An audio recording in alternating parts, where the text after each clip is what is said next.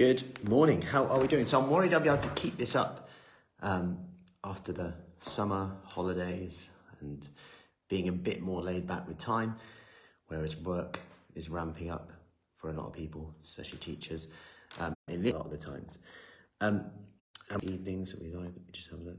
Yeah. So darker mornings, darker evenings. And this is something that actually comes up every year.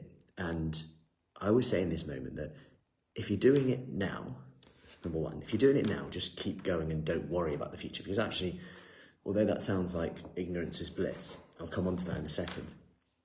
But sometimes it's about actually the thought of it is worse than the actual reality. And how often in the past has that happened in your life, right? It happens to me all the time, thinking, will I be able to do this?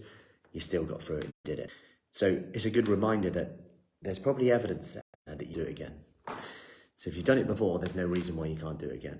And if you're doing it now, that's all that exists, so keep doing that. Now, number two, and this tied into this conversation, which I haven't coupled all in the title, maybe I should have, which was, at the moment, they're enjoying a lot of flexibility and getting results, despite summer activities. So they're like eating a bit of this, a bit of that, having quite a lot of flexibility. And it's actually worked for them quite a lot. However, they're worried that when you throw in a bit more stress, darker evenings, darker mornings, perhaps less, lower step count, will their step count be as high? Which is a good point, because these things do add up. Will they be able to actually keep within the food quantity they're eating, the calories they're eating?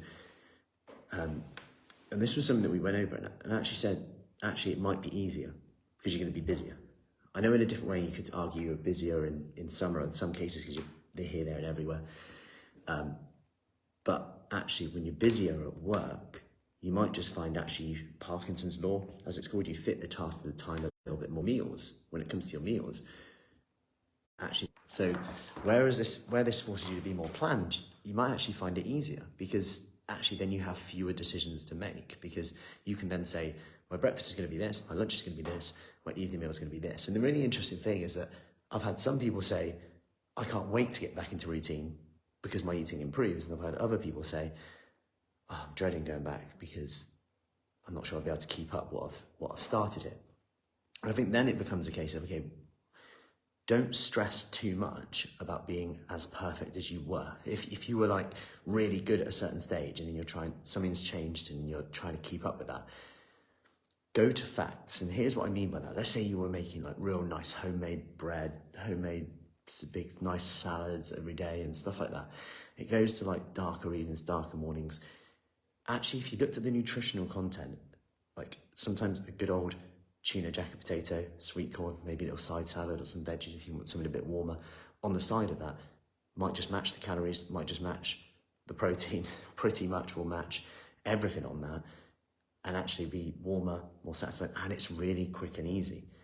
And sometimes it's about actually, yeah, that's it, that is okay. I thought that was quote unquote bad. And actually, tangent aside, as I always do, but it brings me back to when people say, oh yeah, is that a bit carby? Is that too many carbs? But actually, if you were to look at say a portion of carb, 40 grams of carbohydrate, 30 grams of carbohydrate from a potato, you'd probably go, that's quite a decent amount. If you looked at 30, 40 grams of carbohydrate from pasta, you might go, is that it? Is that all I can eat? So actually potato is quite good. It's also high on the satiety index. It's going to help keep you fuller for longer.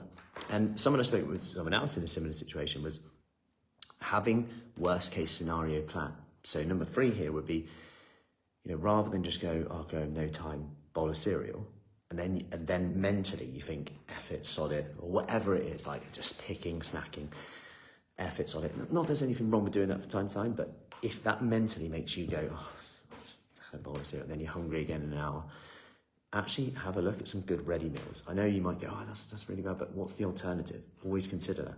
Maybe some of the ready meals I look at and go, how have they packed in that much nutrition and that for that little calories, quite a good macronutrient split of fats, carbs, protein, pretty good. And I'm not saying live off these things, but I'm saying from time to time, they might just help you stay on track and help you make better informed decisions later on in that evening. Because rather than having the bowl of cereal and then picking at nuts, snacks, whatever later on in the evening, you have that meal and you actually feel like, I've had a lasagna tonight, pretty full up.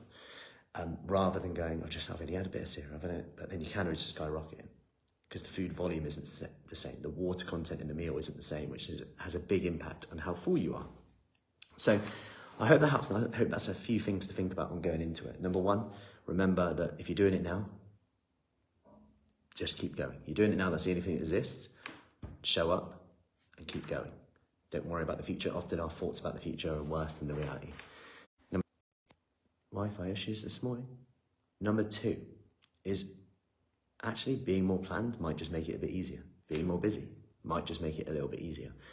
But it might just force you to go, right, I need to make sure I have a good protein breakfast, whether that's overnight oats, boiled eggs, some Greek yogurt, something quick, easy that you can grab, having something that, and that's a question for you.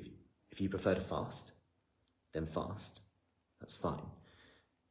But make sure your first meal of the day is high in protein, good nutrients, micronutrition, whether that's fruit, vegetables in, high volume content, lots of water, coffee if you want it, whatever, to make sure that you feel fuller, to make sure you're getting the nutrients in rather than just fast, I'm doing really well, and then, oh my God, I'm starving, what's in the staff room, whatever is in there, I'm gonna eat.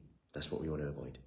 And then finally, the third one, if in the evening you're then really busy, have those busy days, think about what's the alternative. You're gonna have picking, snacking, cereal, whatever, not eating properly sometimes on certain days, then you might want to look at, okay, maybe I'll use a ready meal as a tool in the toolbox to help me with that. Anyway, I hope that helps. Busy day today. We've got our Fruci Chennai event.